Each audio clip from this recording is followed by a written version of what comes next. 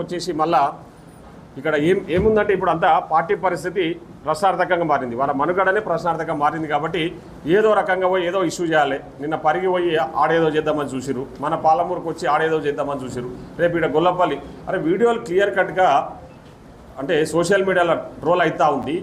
మాజీ మంత్రి నిరంజన్ రెడ్డి గారు స్వచ్ఛందంగా గొల్లపల్లి ప్రాజెక్ట్ అవసరం ఉంది, ఇక్కడ కడుతున్నాము అని చెప్పి డీటెయిల్గా చెప్పినాక ఈరోజు గొల్లపల్లి వద్దని చెప్పేసి ఏ మూకం పెట్టుకొని మళ్ళీ ఈరోజు వచ్చి కొందరిని రెచ్చగొట్టే ప్రయత్నం చేస్తూ ఉన్నారు. ఒక్కసారి ఆలోచన చేయండి. ప్రజలు ఎట్లాగూ వాళ్ళకి బుద్ధి చెప్పినా వాళ్ళకి బుద్ధి వస్తలేదు.